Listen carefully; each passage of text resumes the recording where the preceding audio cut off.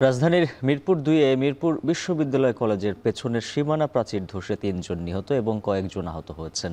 টিসিবির পণ্য নিতে লাইনে দাঁড়িয়ে থাকা মানুষের ওপর দেয়ালটি ভেঙে পড়লে এই হতাহতের ঘটনা ঘটে। পরে ঘটনাস্থল পরিদর্শন করে তদন্ত ও সহায়তার আশ্বাস দেন জনপ্রতিনিধিরা। কলেজ কর্তৃপক্ষের গাফিলতি ছিল কিনা খতিয়ে দেখার কথা জানিয়েছে পুলিশ। এদিকে আহতদের চিকিৎসা ব্যয় সরকারিভাবে দেওয়ার আশ্বাস দিয়ে সর্বোচ্চ সেবা নিশ্চিতের আশ্বাস দিয়েছেন স্বাস্থ্যমন্ত্রী। বিস্তারিত প্রতিবেদনে। মঙ্গলবার প্রতিদিনের মতোই মিরপুর বিশ্ববিদ্যালয় কলেজের পেছনের সড়কে টিসিবির পণ্য নিতে লাইনে দাঁড়িয়েছিলেন সাধারণ মানুষ। দুপুর ১:৩০টায় কিছু বুঝে ওঠার আগেই হঠাৎ বিকট শব্দে ধসে পড়ে কলেজের সীমানা প্রাচীর। এতে দেয়ালের নিচে চাপা পড়ে অন্তত ৮ জন। এরপর দ্রুত উদ্ধার কাজে এগিয়ে আসেন স্থানীয়রা। পরে তাদের সাথে যোগ দেয় পুলিশ ও ফায়ার সার্ভিস।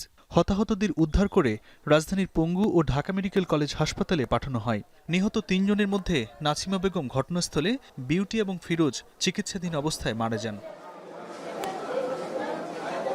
প্রত্যক্ষদর্শীদের দাবি, কয়েক মাস আগে ভূমিকম্পের পর সীমানা প্রাচীরটি ঝুঁকিপূর্ণ ও নড়বড়ে হয়ে গিয়েছিল। তবে কোনো ব্যবস্থা নেয়নি কলেজ কর্তৃপক্ষ। বিকট একটা শব্দ শুনতে পাই আমরা, তারপরে আমরা তাড়াতাড়ি করে কলেজ থেকে দৌড়ায় বের হই। মূলত যখন এই কাজ করেছে ঠিকাদার, সেই তার গাফিলতির জন্যই আজকের এই ওয়াল ধসে পড়েছে। ভূমিকম্পের সময় ওটা একটু বাঁকা ছিল এবং প্রিন্সিপাল দেখে গেছে, যার কর্তৃপক্ষ দেখে গেছে, এটা তারা ঠিক করার কথা ছিল, ঠিক করে নেয়। এখানে 20 জনের মতন অবস্থা খারাপ। ঢাকা মেডিকেল কলেজ নাকি মারা গেছে, আর এখানে আমার বোন নাকি স্পট ডেডে সেখানে মারা গেছে। পঙ্গু হাসপাতালের পরিচালক আব্দুল কেনান জানান, আহতদের মধ্যে কয়েকজনের অবস্থা গুরুতর, আর ৩ জনের অস্ত্রোপচার করা হবে। আমাদের এখানে 8 জন ইনজুর অবস্থায় এসেছে, একজন ব্রড ডেথ, আসার আগে সে মারা গেছে। এর বাইরে ইতিমধ্যেই অন্যান্য যে রোগী যারা আছে তার মধ্যে 3 জনকে অপারেশন থিয়েটারে পাঠানো হয়েছে।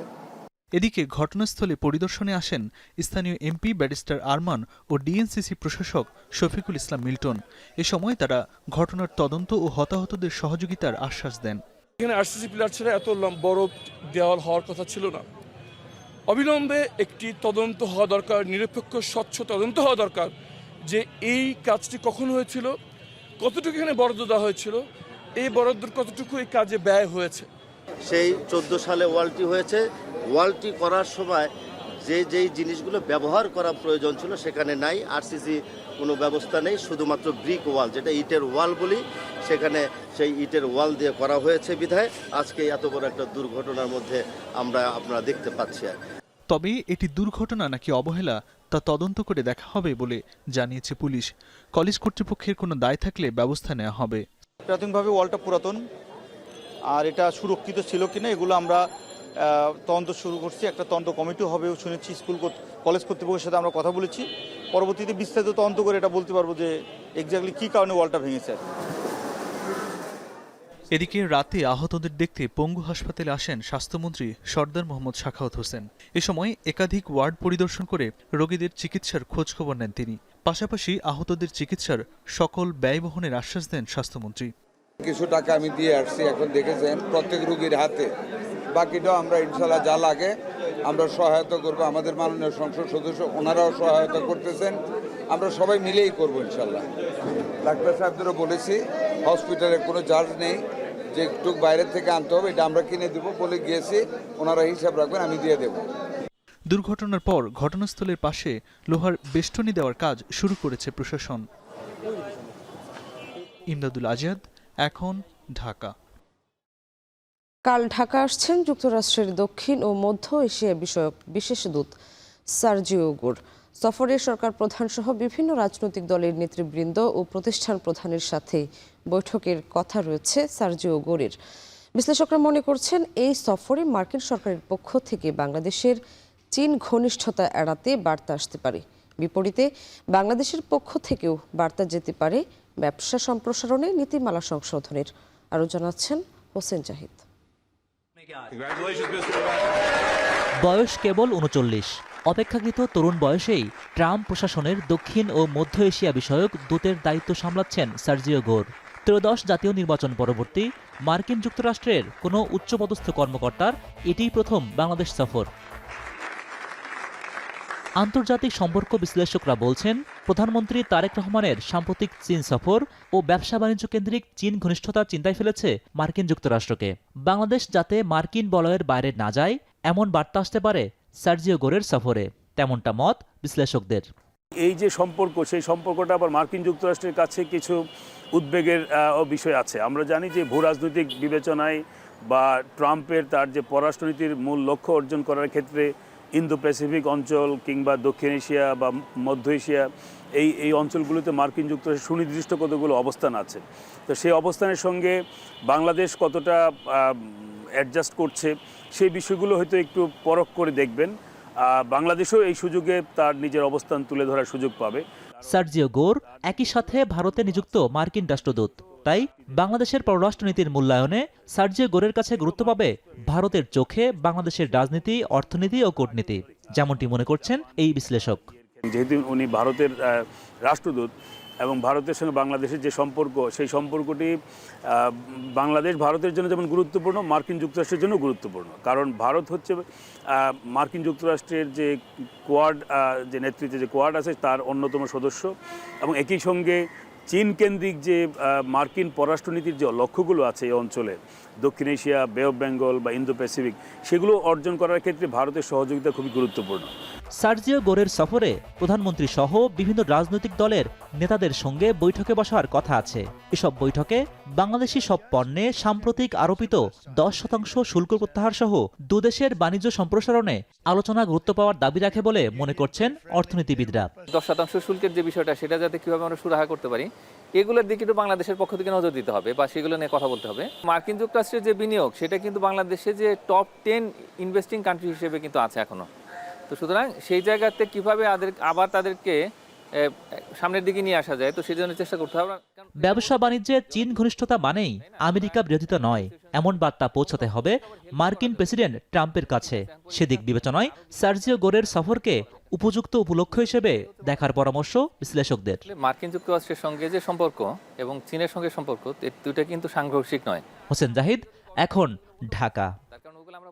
নারায়ণগঞ্জে গ্যাস সংকটে বিপাকে রপ্তানিমুখী শিল্প প্রতিষ্ঠানগুলো। গ্যাসের স্বল্প চাপে উৎপাদন কমার পাশাপাশি বাড়ছে ব্যয়। সময় মতো বিদেশি ক্রেতাদের কাছে পণ্য পাঠানো নিয়েও তৈরি হয়েছে অনিশ্চয়তা। বিস্তারিত ইমরান আলী সজীবের প্রতিবেদনে। নারায়ণগঞ্জ শিল্পাঞ্চলে গত কয়েকদিন ধরে চলছে গ্যাস সংকট। প্রয়োজনীয় চাপ না থাকায় অনেক কারখানায় মেশিন আংশিক বা পুরোপুরি বন্ধ রাখতে হচ্ছে। এতে উৎপাদন কমে যাওয়ার পাশাপাশি বাড়ছে ব্যয়, আর শঙ্কা তৈরি হয়েছে সময়মতো রপ্তানি আদেশ বাস্তবায়ন নিয়েও। সংশ্লিষ্টরা বলছেন, আগে গ্যাসের যে চাপ পাওয়া যেত তাতে সব মেশিন একসঙ্গে চালানো সম্ভব হতো। এখন গ্যাসের চাপ কমে যাওয়ায় উৎপাদন প্রায় অর্ধেকে নেমে এসেছে। বিকল্প জ্বালানি ব্যবহার করায় উৎপাদন ব্যয়ও বেড়ে যাচ্ছে। শ্রমিকদের অভিযোগ, গ্যাস না থাকায় দীর্ঘ সময় মেশিন বন্ধ থাকে, ফলে কাজ কমে যাওয়ায় তারা আর্থিক ক্ষতিপূরণের মুখে পড়ছেন। গ্যাসের চাপ কম থাকায় আমাদের উৎপাদন মারাত্মকভাবে ব্যাহত হচ্ছে। আগের তুলনায় আমাদের প্রোডাকশন 50% কমে গেছে। ঠিকমতো গ্যাস না পাওয়ার কারণে আমাদের মেশিন সবসময় বন্ধ থাকে। এই বন্ধ থাকার কারণে আমরা ঠিকমতো আমাদের যে প্রোডাকশনের যে আর্থিক অবস্থাটা, এটা আমরা পাই না, ঠিকমতো পাচ্ছি না। দীর্ঘদিন ধরে নারায়ণগঞ্জে গ্যাসের সমস্যার কারণে আমরা ঠিকমতো প্রোডাকশন দিতে পারতেছি না এবং শ্রমিকেরা সবাই বেকারত্ব বোধ করতেছে। 10 PSI সংযোগ থাকলেও বর্তমানে মিলছে মাত্র 3 থেকে 4 PSI চাপ, অথচ স্বাভাবিক উৎপাদনের জন্য প্রয়োজন অন্তত 8 থেকে 9 PSI। তাই বাধ্য হয়ে কারখানার একাংশ বন্ধ রেখে অন্য অংশ চালাতে হচ্ছে বলে জানান এই কর্মকর্তা। যদি আমরা ঠিকভাবে প্রোডাকশনটা দিতে চাই, তো আমাদের 8 থেকে 9 PSI লাগবে। সরকারের আমার দাবি এটাই হলো, আমাদের 8 থেকে 9 PSI প্রোডাকশন দিতে পারলে, প্রেশারটা PSI দিতে পারলে, তাহলে আমাদের প্রোডাকশন ফুলফিল দিতে পারবে। গ্যাস সংকট দীর্ঘায়িত হলে বিদেশি ক্রেতাদের আস্থা কমবে এবং ভবিষ্যতে রপ্তানিও হ্রাস পেতে পারে। একই সঙ্গে শ্রমিকদের বেতন ও ব্যাংক ঋণ পরিশোধেও তৈরি হচ্ছে অনিশ্চয়তা। তাই দ্রুত নিরবচ্ছিন্ন গ্যাস সরবরাহ নিশ্চিত করার দাবি শিল্প সংশ্লিষ্টদের। উৎপাদন বৃদ্ধি তো হচ্ছেই না, বরং হ্রাস পাওয়ার কারণে আমাদের প্রোডাকশন 20% মতো কমে গেছে। শিপমেন্ট শিডিউল আমাদের নির্দিষ্ট এবং আমরা খুবই অল্প সময় পাই, 1.5 থেকে 2 মাস সময় পাই উৎপাদন করতে, একটা শিপমেন্ট শিডিউল ধরে রাখার জন্য। শিপমেন্টটা করতে আমাদের অনেক লেট হয়, সেই ক্ষেত্রে পরবর্তীতে বায়ার আমাদের সেটা ক্লেম করে, অর্ডার কম দেয়। সেজন্য আমাদের অনেকটা বিপদগ্রস্ত হতে হয়। গ্যাস সরবরাহ স্বাভাবিক না হলে শুধু উৎপাদন নয়, দেশের রপ্তানি আয় ও শিল্প খাতেও এর নেতিবাচক প্রভাব পড়তে পারে বলে মনে করছেন সংশ্লিষ্টরা। তাই দ্রুত সংকট সমাধানে কার্যকর উদ্যোগ নেওয়ার আহ্বান শিল্প মালিক ও শ্রমিকদের। ইমরান আলী সজীব, এখন নারায়ণগঞ্জ। জ্বালানি নিরাপত্তা নিশ্চিত না হওয়া পর্যন্ত নতুন করে কোনো শিল্প কারখানায় গ্যাস সংযোগ দেওয়া হবে না বলে জানিয়েছেন প্রধানমন্ত্রীর তথ্য ও সম্প্রচার বিষয়ক উপদেষ্টা ডাক্তার জাহেদুর রহমান। জ্বালানি সংকটের জন্য আগের সরকারের সিদ্ধান্তহীনতাকে দায়ী করেন তিনি। বিস্তারিত জানাচ্ছেন হাসিব বিল্লাহ। বছরের পর বছর ধরে জ্বালানি সংকটে ভুগছে দেশের শিল্প খাত। কয়েক বছর ধরেই প্রায় 100 কোটি ঘনফুট গ্যাস ঘাটতি থাকায় পণ্য উৎপাদন কমেছে। কোনো রকমে টিকে আছে শিল্প কারখানাগুলো। নতুন তৈরি কারখানাগুলো গ্যাসের জন্য অপেক্ষায় বছরের পর বছর। সম্প্রতি ভাসমান এলএনজি টার্মিনাল ক্ষতিগ্রস্ত হওয়ায় তীব্র হয়েছে গ্যাস সংকট। সেখানকার কিছু উল্লেখযোগ্য জিনিস, এমন বাস্তবতায় নতুন শিল্প কারখানার জন্য দুঃসংবাদ দিল সরকার। প্রধানমন্ত্রীর তথ্য উপদেষ্টা ডাক্তার জাহিদুর রহমান বলেছেন, জ্বালানি নিরাপত্তা নিশ্চিত না হওয়া পর্যন্ত নতুন করে আর কোনো শিল্প কারখানায় গ্যাস সংযোগ দেয়া হবে না। সমালোচনা তো করবেনই, কিন্তু আমাদের কিছু যুক্তরাষ্ট্র নতুন করে 10% শুল্ক আরোপ করার সিদ্ধান্ত নিলেও বাংলাদেশের জন্য আগের শুল্কই বহাল থাকছে বলেও জানান প্রধানমন্ত্রীর তথ্য উপদেষ্টা। নতুন করে কোনো শিল্পে গ্যাস কানেকশন দেয়া হবে না। কেন হলো এটা? কেন অন্তত ফর দ্য টাইম বিং এটা করতে হয়েছে? কারণ এক্সিস্টিং গুলোতে আপনি যথেষ্ট পরিমাণ গ্যাস দিতে পারছেন না। একটা দেশের ইন্ডাস্ট্রিয়ালাইজেশনের জন্য এনার্জি সিকিউরিটি সবচেয়ে আগে থাকার কথা ছিল, কি ছিল না। দেশের গ্যাস তোলার চেষ্টা করা হয় নাই। এলএনজির দাম খুব ফ্লাকচুয়েট করে এবং কিছু অলিগার্ককে সুবিধা দেওয়ার জন্য করা হয়েছে। তথ্য উপদেষ্টা বলেন, জুলাই গণঅভ্যুত্থানে মারণাস্ত্র 56 SKS রাইফেল ও 7.62 গুলির ব্যবহার করেছে পুলিশ। এছাড়া মোহাম্মদ শাহাবুদ্দিনের রাষ্ট্রপতির দায়িত্ব নেয়ার আগে বা পরের অনিয়ম দুর্নীতির বিরুদ্ধেও ব্যবস্থা নেওয়া যায় বলেও মন্তব্য করেন তিনি। টাইপ 56 রাইফেলের বুলেট কি আপনারা যে কেউ অনলাইনে সার্চ দিয়ে দেখতে পারবেন। ওটা একটা ওয়ার গ্রেড ওয়েপন। ওটা পুলিশের হাতে যাওয়ারই কথা ছিল না। পুলিশের হাতে শটগান থাকবে আর লেথাল ওয়েপন থাকবে পিস্তল, যেগুলো শর্ট রেঞ্জের। এদিকে সকালে রাজধানীর আগারগাঁওয়ে বিনিয়োগ ভবনে বিশ্ব যুব দক্ষতা দিবসের অনুষ্ঠানে প্রধানমন্ত্রীর অর্থ পরিকল্পনা বিষয়ক উপদেষ্টা রাশেদ আল মাহমুদ তিতুমির বলেন, সাবেক সরকারের সময় গ্যাসের অনুসন্ধান, উত্তোলন ও পরিকল্পনা না করার কারণে সংকট তৈরি হয়েছে। যিনি শিক্ষা প্রতিষ্ঠানে নাই, যিনি কর্মে নাই, যিনি প্রশিক্ষণে নাই, এই রকম সংখ্যা হচ্ছে 40%। তার মধ্যে যদি চিন্তা করা যায় তাহলে দেখা যাবে নারীদের ক্ষেত্রে এটি 60%। এই পরিস্থিতি কেন হচ্ছে? কারণ যে আমাদের যে শিক্ষা ব্যবস্থা, সেই শিক্ষা ব্যবস্থাকে মেরুদণ্ড না রেখে ভেঙে গুড়িয়ে দেওয়া হয়েছে। 2034 সালের মধ্যে 1 কোটি মানুষের কর্মসংস্থান সৃষ্টি করতে 60,000 কোটি টাকার তহবিল গঠন করা হয়েছে বলেও জানান অর্থ বিষয়ক উপদেষ্টা। হাসিব বিল্লাহ, এখন ঢাকা। শেরপুরে একটি কোল্ড স্টোরেজে অ্যামোনিয়া গ্যাস লিকেজের ঘটনায় নষ্ট হয়ে গেছে প্রায় 57,000 বস্তা বীজ ও আলু। আর্থিক ক্ষতির মুখে শত শত কৃষক ও ব্যবসায়ীরা। অনেক কৃষক ঋণ নিয়ে উৎপাদিত আলু ভবিষ্যতের আশায় সংরক্ষণ করেছিলেন, কিন্তু যান্ত্রিক ত্রুটিতে সেই আশা পরিণত হয়েছে হতাশায়। যদিও প্রয়োজনীয় ব্যবস্থার আশ্বাস জেলা প্রশাসকের। শেরপুর থেকে জাহিদুল খান সৌরভের প্রতিবেদনে বিস্তারিত। শেরপুর সদরে তাজ কোল্ড স্টোরেজে রাখা সারি সারি বস্তা ভর্তি পচা আলুর দুর্গন্ধ ছড়িয়ে পড়েছে আশপাশে। কয়েকদিন আগে রেফ্রিজারেশন ইউনিটের একটি পাইপে ত্রুটি দেখা দিলে বিষাক্ত অ্যামোনিয়া গ্যাস লিকের ঘটনায় এই পরিস্থিতির সৃষ্টি হয়। কোল্ড স্টোরেজে সংরক্ষিত প্রায় 57,000 বস্তা বীজ ও খাবার আলু নষ্ট হয়ে যায়। জেলায় সরকারি 2টি হিমাগারে প্রায় 3,000 টন আলু রাখা যায়। এই জন্য কৃষকদের ভরসা একমাত্র বেসরকারি তাজ কোল্ড স্টোরেজ, যার ধারণ ক্ষমতা প্রায় 10,000 মেট্রিক টন। ক্ষতিগ্রস্ত আলুর একটি বড় অংশ ছিল বীজ। আগামী মৌসুমের জন্য এসব বীজ সংরক্ষণ করেছিলেন কৃষকরা। দুর্ঘটনায় ঋণের কিস্তি এবং বীজ নিয়ে দিশেহারা তারা। নিরাপদ সংরক্ষণের নিশ্চয়তা পেয়ে কোল্ড স্টোরেজে আলু রাখা হয়েছিল বলে জানায় কৃষক ও ব্যবসায়ীরা। অনেক ঋণ করে 2বার থেকে লস খাইতেছি। খাবার পরে আবার 15,000 টাকা করে কার্টুন কিনে ভাই লাগাইছিলাম আলুটা, যে গত সামনে আবার লাগাবো। এখন তো আমরা নিঃস্ব হয়ে গেল। যদিও কৃষক যে পরিমাণে মালিক পক্ষে থেকে টাকা দিতেছে, এই পরিমাণ দ্বিগুণ দিলেও কৃষকের লস। স্টোর কর্তৃপক্ষের কাছে আমি জানাই যাতে এটা ন্যায্য মূল্যটা আমাদেরকে দেয়। দুর্ঘটনাবশত পাইপ ফেটে অ্যামোনিয়া গ্যাস লিক হয়েছে। এ ঘটনায় কৃষক সহ সংশ্লিষ্টদের সঙ্গে বসে ক্ষতি নিরূপণ শেষে ব্যবস্থা নেওয়া হবে বলে জানায় কোল্ড স্টোরেজ কর্তৃপক্ষ।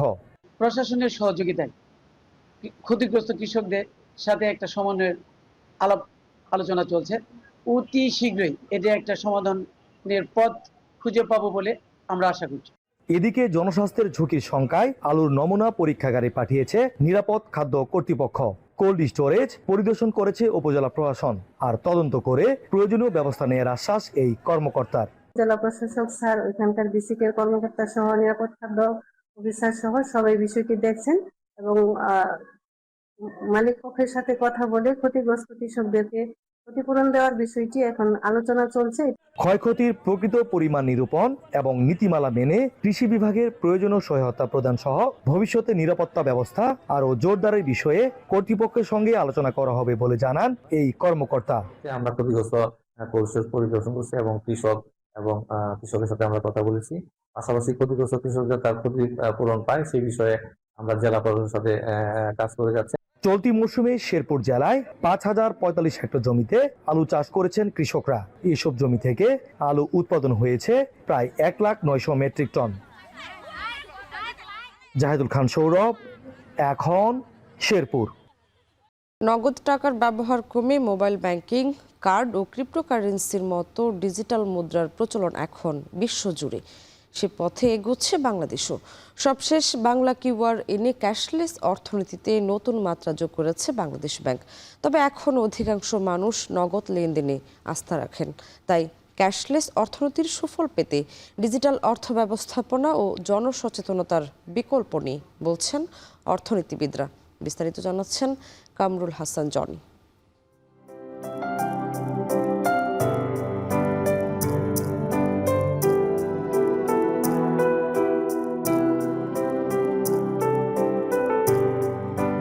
পঞ্চগড়ের ষাটোত্তর নারী জুবেদা বেগমের বয়স্ক ভাতা সহজ করেছে মোবাইল ব্যাংকিং।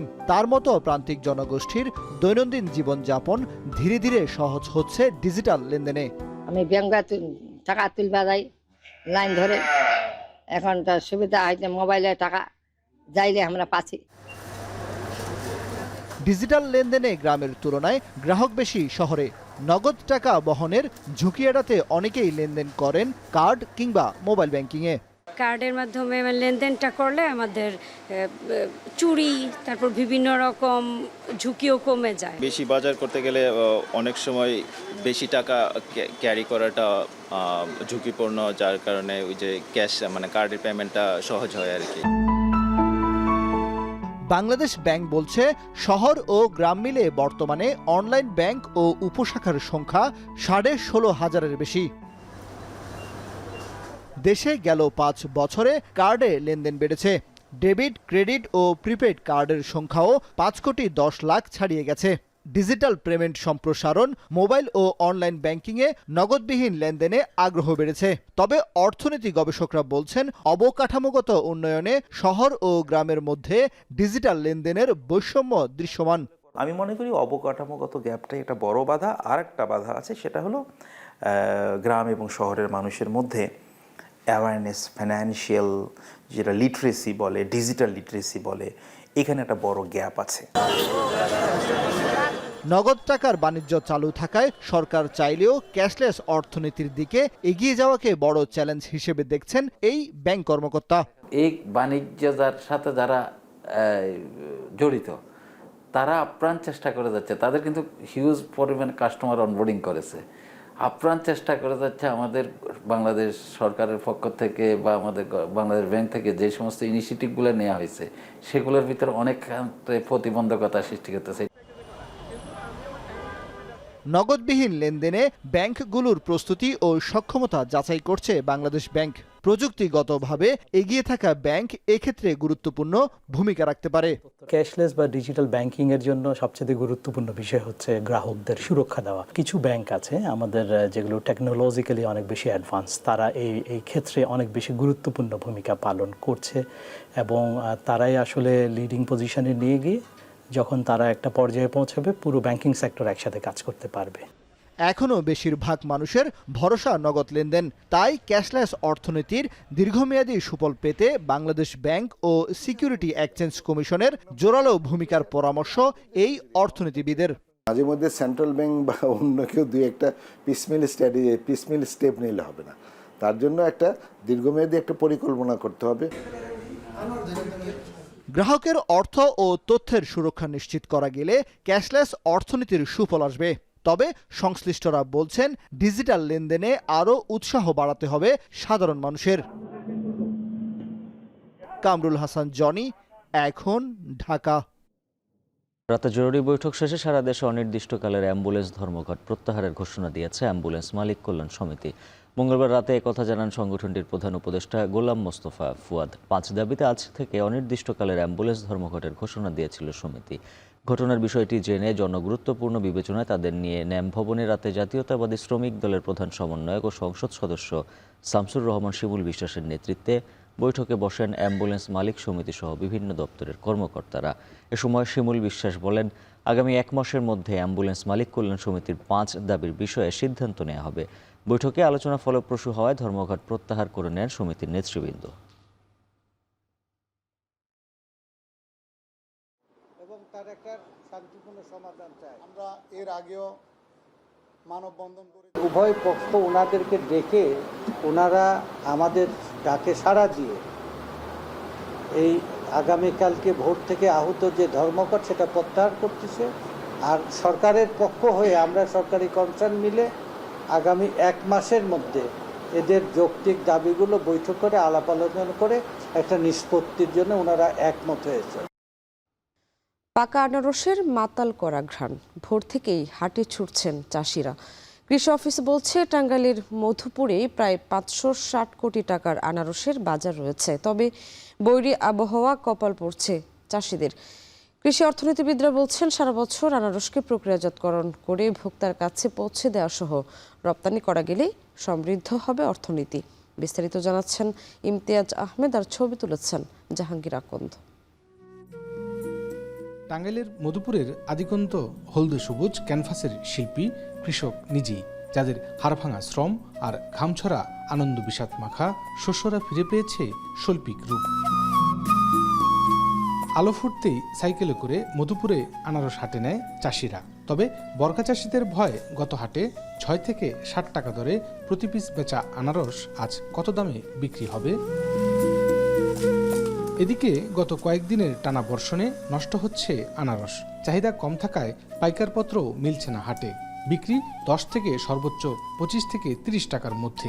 তাই আনারস উৎপাদনে সার কীটনাশক সহ কৃষি উপকরণের দাম সহনীয় রাখতে সরকারের প্রতি আহ্বান প্রান্তিক চাষিদের। ছোট আর বড় নাই, প্রতি ফলে প্রায় 30টা মতো খরচ হয়। আমরা একটু লসের দিকে আছি, কারণ বেশি বর্ষার কারণে, আবার কলার বাজার কম। সরাসরি এই কৃষকের কাছ থেকে যদি কেনার ব্যবস্থা থাকতো তাহলে সবচেয়ে ভালো হইতো। জলছত্র হাট ছাড়াও আনারসের বড় হাট মোটের বাজার ও কারো বাজার। বিক্রি হওয়া আনারস স্থানীয় পাইকার ফরিয়ার মাধ্যমে পিকআপ ট্রাকে করে বিভিন্ন জেলা এবং বিভাগীয় শহরে চলে যায়। যদিও জায়গা সংকটে যানজট সহ কাদায় আনারস নষ্ট হওয়ায় দুর্ভোগ পিছু ছাড়ছে না চাষিদের। এখানে আসে আনারস কেনার জন্য, কেউ আসে কলা কেনার জন্য এই জলছত্র বাজারে। যোগাযোগ ব্যবস্থার খুবই অবনতি। আপনার অটো খরচ বেশি বেড়ে যায়, অনেক খরচের কারণে আপনার মনে করেন চাষি মনে করলেন যে ক্ষতিগ্রস্ত। উপজেলা কৃষি অফিসের তথ্য মতে চলতি অর্থ বছরে মধুপুরে আনারসের আবাদ হয়েছে 6,665 হেক্টর জমিতে। উৎপাদন হবে 2,25,864 মেট্রিক টন, যার মূল্য প্রায় 560 কোটি টাকা। আর কৃষি অর্থনীতিবিদরা বলছেন আনারস প্রক্রিয়াজাতকরণের মাধ্যমে সারা বছর বাজারে আনারসের সরবরাহ বাড়াতে হবে। বিদেশে রপ্তানি বাজার ধরা গেলে লাভবান হবে দেশের চাষি থেকে কৃষি অর্থনীতি। এক্সপেক্টেড ফলন যেটা আমরা ক্যালকুলেশন করেছিলাম সেটা হলো 2,25,854 মেট্রিক টন, যার বাজার দর প্রায় 560 কোটি টাকা। সামনের দিন হবে ফুড প্রসেসিং এর দিন, এবং সেই ফুড প্রসেসিং এর আনারস হতে পারে one of the important item. এবং এটা যদি আমরা প্রসেস করে আমাদের ডোমেস্টিক মার্কেটে রাখি এবং ইন্টারন্যাশনাল মার্কেটে আমাদের জানা মতে যথেষ্ট চাহিদা আছে। বর্তমানে মধুপুর ছাড়াও মুক্তাগাছা, ফুলবাড়িয়া, ঘাটাইল ও সখীপুর উপজেলার বিস্তীর্ণ এলাকায় আনারসের আবাদ হচ্ছে। ইমতিয়াজ আহমেদ, এখন টাঙ্গাইল। চট্টগ্রামে চলতি মাসে প্রায় 4 গুণ বেড়েছে ডেঙ্গু রোগী, বাড়ছে মৃত্যু হারও। সরকারি তথ্য বলছে জুলাই গেল 2 বছরের তুলনায় এবছর আক্রান্ত বেশি। এই অবস্থায় আগামী 2 মাস আরও বাড়ার শঙ্কা চট্টগ্রামের স্বাস্থ্য বিভাগের। তবে আক্রান্ত হলে আতঙ্কিত না হয়ে চিকিৎসা নেয়ার পরামর্শ তাদের। একই সাথে নিজ নিজ বাড়ির আঙিনা পরিষ্কার ও জমানো পানি নিয়মিত পরিষ্কারের অনুরোধ স্বাস্থ্য বিভাগের। সঞ্জয় মল্লিকের ছবিতে আরও জানাচ্ছেন শোয়েব রহমান। চট্টগ্রামের হাসপাতালগুলোতে লাফিয়ে লাফিয়ে বাড়ছে ডেঙ্গু আক্রান্তের সংখ্যা। ডেঙ্গু ওয়ার্ডগুলোতে গেল মাসের তুলনায় রোগী বেড়েছে কয়েক গুণ। চাপ সামলাতে হিমশিম অবস্থা স্বাস্থ্যকর্মীদের। জুন মাসে আক্রান্তের সংখ্যা ছিল 122 জন। চলতি মাসে তা 4.25 গুণ বেড়ে দাঁড়িয়েছে 457 জনে। এছাড়াও চলতি বছর আক্রান্ত হয়ে মারা গেছেন 3 জন, যার মধ্যে চলতি মাসেই মারা গেছেন 2 জন। এক সপ্তাহ জ্বর ছিল, কিছু খাওয়া দাওয়া করতে পারতেছি না। পরীক্ষার 3টা রক্ত পরীক্ষা করছে, ওখানে রিপোর্ট দেখা গেছে ডেঙ্গু আর টাইফয়েড। জ্বর ছিল তখন, এখন বমি ছিল, বমি বন্ধ হয়েছে, জ্বরটা আজ চলতেছে। সিভিল সার্জন কার্যালয়ের তথ্য বলছে জুলাই মাসের আক্রান্ত গেল 2 বছরের আক্রান্তের রেকর্ড ছাড়িয়েছে। 2024 ও 2025 সালে আক্রান্ত ছিল যথাক্রমে 198 ও 430। এমন পরিস্থিতিতে ডেঙ্গুর ভরা মৌসুম আগস্ট সেপ্টেম্বরে আক্রান্ত আরও বহুগুণে বাড়ার শঙ্কা দেখা দিয়েছে। অল্প জ্বর নিয়েও রোগীর অনেক সময় দেখা যাচ্ছে যে পেশেন্টসগুলা তাদের ওরিয়েন্টেশন লস হয়ে যায়, মানে ব্রেইন ধরে ডাইরেক্ট, ওরকম হতে পারে। যেমন আমাদের অনেক রোগী পাচ্ছি চকরিয়া থেকে চলে আসতেছে, কক্সবাজার থেকে, ওই বেল্ট থেকে যারা আসতেছে দেখা যাচ্ছে তাদের স্মৃতিশক্তিগুলা ওরিয়েন্টেশন লস হয়ে যাচ্ছে। তবে পরিস্থিতি সামাল দিতে সব ধরনের প্রস্তুতি আছে বলে জানিয়েছে চট্টগ্রামের স্বাস্থ্য বিভাগ। উপজেলা ও জেলা পর্যায়ে হাসপাতালগুলোতে ডেঙ্গু কর্নার ও ওয়ার্ড খোলার কথা জানিয়েছে তারা। আমরা উপজেলা পর্যায়ে ডেঙ্গু কর্নারগুলো তৈরি করেছি এবং সেখানে চিকিৎসার সব সরঞ্জাম আমরা ওখানে নিশ্চিত করেছি, যাতে বিনা কারণে যেন কোনো রোগী আমাদের উপজেলা পর্যায় থেকে রেফার হয়ে জেলা হাসপাতাল অথবা চট্টগ্রাম মেডিকেল কলেজ বা টারশিয়ারি হাসপাতালগুলোতে না আসে। চট্টগ্রামে এখন পর্যন্ত নগরীর তুলনায় উপজেলাগুলোতে আক্রান্তের সংখ্যা বেশি। আক্রান্তদের বেশিরভাগই পুরুষ। শোয়েব রহমান, এখন চট্টগ্রাম। হবিগঞ্জে এনসিপি নেতৃবৃন্দের ওপর হামলার প্রতিবাদে রাতে রাজধানীতে বিক্ষোভ মিছিল করেছেন দলটির নেতাকর্মীরা। এই ঘটনায় আজ দেশ জুড়ে বিক্ষোভ কর্মসূচির ডাক দিয়েছে এনসিপি। প্রতিবাদ মিছিলে জাতীয় ছাত্র শক্তির সাধারণ সম্পাদক আবু বাকির মজুমদার বলেন, বিএনপি এখন আওয়ামী লীগের পথ অনুসরণ করছে। স্বরাষ্ট্রমন্ত্রী তার দায়িত্ব যথাযথভাবে পালন করছেন না বলেও অভিযোগ করেন তিনি। অন্য বক্তারা বলেন, দ্রুত এই হামলার বিচার না হলে কঠোর আন্দোলনের হুঁশিয়ারি দিবেন তারা।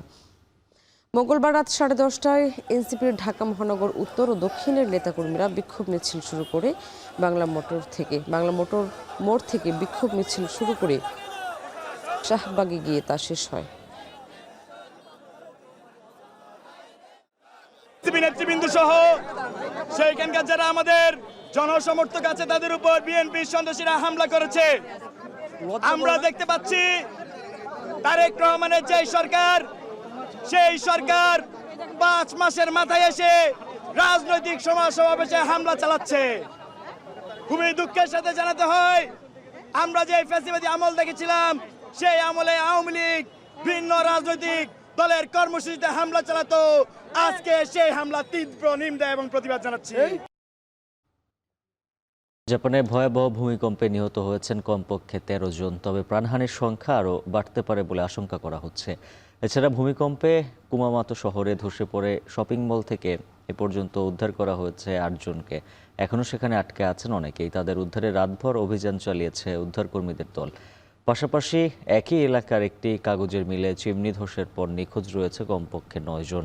এদিকে ভূমিকম্পের কারণে কুমামাতো শহরে বিদ্যুৎ ও পানি সরবরাহ বিঘ্নিত হয়েছে। ক্ষতিগ্রস্ত হয়েছে অন্তত 45টি চিকিৎসা কেন্দ্র। পাশাপাশি সপ্তদশ শতাব্দীর একটি দুর্গের বাইরেও দেয়াল ধসে পড়েছে।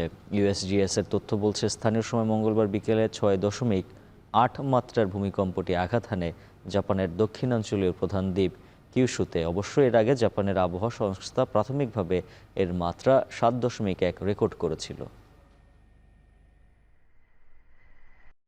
এমন এক দীর্ঘমেয়াদী সংঘাতে জড়িয়েছে যুক্তরাষ্ট্র ইরান, যেখানে জয় পরাজয় নিয়ে আর ভাবার সুযোগ নেই। যুদ্ধের খরচ এবং ভূ রাজনৈতিক অস্থিরতা বিবেচনায় নিয়ে এখনই ওয়াশিংটন তেহরানের আলোচনার টেবিলে ফিরে আসা উচিত। বিশ্লেষণধর্মী প্রতিবেদনে এমনটাই দাবি করছে যুক্তরাজ্য ভিত্তিক গণমাধ্যম মিডল ইস্ট আই। প্রতিবেদনে আরও বলা হয়, বৈশ্বিক রাজনৈতিক চাপ এবং অস্ত্রের অভাবে শেষ পর্যন্ত দুটি দেশকে আসতে হবে সমঝোতার সমাধানে। বিস্তারিত জানাচ্ছেন সতীর্থ কর্মকার। ইসলামী প্রজাতন্ত্রের পতন কিংবা পরমাণু কর্মসূচি বিলীন করে দেয়া, যে লক্ষ্য নিয়ে ইরানে হামলা শুরু করেছিল যুক্তরাষ্ট্র ইসরায়েল, তা পাল্টে গেছে পরিবর্তিত পরিস্থিতিতে। হরমুজ প্রণালীর নিয়ন্ত্রণই এখন ওয়াশিংটন তেহরানের মূল বিরোধের জায়গা। যুদ্ধের প্রথম মাসে অর্থাৎ ২৮ ফেব্রুয়ারি থেকে অপ্রত্যাশিতভাবে একটি সুবিধাজনক অবস্থানে চলে যায় ইরান। হরমুজ প্রণালীর উপর নিজেদের নিয়ন্ত্রণ প্রতিষ্ঠা করে। এতে ওয়াশিংটনের অর্থনীতি ও রাজনীতির উপর চাপ তৈরিরও সুযোগ পেয়েছে তেহরান। বিশ্লেষকরা মনে করেন, চলমান সংঘাতে এটাই ইরানের সবচেয়ে শক্তিশালী কৌশলগত শক্তি। এরপর সমঝোতা স্মারকেও হরমুজের নিয়ন্ত্রণ নিয়ে অস্পষ্টতা থাকায় এই যুদ্ধ দীর্ঘায়িতই হচ্ছে। প্রশ্ন ওঠে, ইরান বা যুক্তরাষ্ট্র কি দীর্ঘদিন ধরে এই সংঘাত চালিয়ে যেতে পারবে? মিডল ইস্ট আইয়ের বিশ্লেষণ বলছে, ইরানকে সামরিক, অর্থনৈতিক ও সামাজিকভাবে দুর্বল করাই এখন যুক্তরাষ্ট্রের লক্ষ্য। তারা জয় পরাজয় নিয়ে ভাবছে না, কারণ দুর্বার প্রতিরোধ দেখিয়ে এরই মধ্যে ইরান প্রমাণ করেছে তারা হার স্বীকার করবে না। তবুও যুদ্ধ চালিয়ে যাওয়ার বড় ঝুঁকি আছে ইসলামী প্রজাতন্ত্রের। গেল মাসে ইরানের মূল্যস্ফীতি ৮৮% ছাড়িয়েছে। যুদ্ধের কারণে কাজ হারিয়েছেন ৩০ থেকে ৩৫ লাখ মানুষ। দ্রব্যমূল্যের চড়া ঊর্ধ্বগতি আর অর্থনৈতিক বিপর্যয়ে যে কোনো সময় আবারও মাথাচাড়া দিতে পারে সরকার বিরোধী বিক্ষোভ, এমন আশঙ্কা ইরান ভিত্তিক গণমাধ্যমের। আর বাণিজ্যিক জাহাজে হামলার বিপরীতে ইরানের সামরিক বাণিজ্যিক অবকাঠামো আর বিদ্যুৎ কেন্দ্র গুঁড়িয়ে দেওয়ার যে প্রবণতা শুরু করেছেন ট্রাম্প, সেটাও ইরানি প্রশাসনের জন্য সুখকর নয়। তবে খেসারতের পাল্লা ভারী ওয়াশিংটনের। ইরান এরই মধ্যে প্রমাণ করেছে তারা বিশ্ববাজারে তেলের সরবরাহ বন্ধ করে দিতে পারে। তাই সবসময় অন্যদের উপর চাপ সৃষ্টি করে আসা ট্রাম্পও পড়ে গেছেন জটিল এক গোলক ধাঁধায়। আবার ওয়াশিংটনের সামরিক কর্মকর্তাদের মতে, এমন দীর্ঘমেয়াদী যুদ্ধ চালিয়ে যাওয়ার মতো পর্যাপ্ত আকাশ প্রতিরক্ষা আর দূরপাল্লার অস্ত্র নেই যুক্তরাষ্ট্রের। এর মধ্যে ট্রাম্পের জন্য আরও বড় সংকট হয়ে আসছে যুক্তরাষ্ট্রের আগাম নির্বাচন। পণ্যের দাম ও মূল্যস্ফীতির কারণে ইরান যুদ্ধ নিয়ে হতাশ মার্কিনিরা। রিপাবলিকান শিবিরেও কমেছে ইরান যুদ্ধের প্রতি সমর্থন।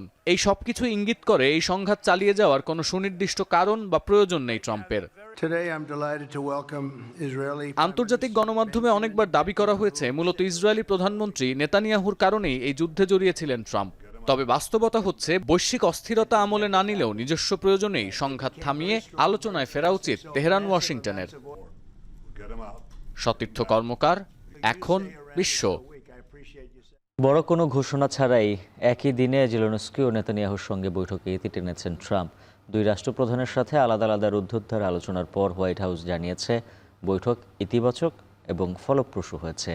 জেলেনস্কির দাবি, আলোচনায় মার্কিন প্রতিরক্ষা ব্যবস্থা প্যাট্রিয়ট ইন্টারসেপ্টর উৎপাদনের লাইসেন্স নিয়ে বিস্তর আলোচনা হয়েছে। বিপরীতে তাৎক্ষণিক প্রতিক্রিয়ায় নেতানিয়াহু বলছেন, ট্রাম্পের সঙ্গে এটাই ছিল তার এ যাবৎকালের সেরা বৈঠক। সতীর্থ কর্মকারের আরও একটি প্রতিবেদন।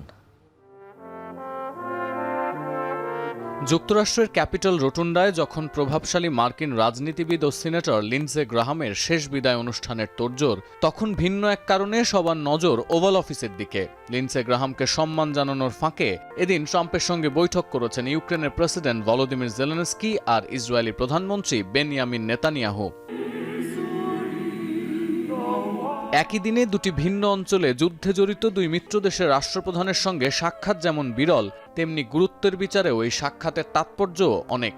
তাই শুরু থেকেই ভিন্ন ছিল এই আয়োজন। হোয়াইট হাউসে প্রবেশের সময় সাংবাদিকদের এতটুকু সময় দেননি জেলেনস্কি আর নেতানিয়াহু।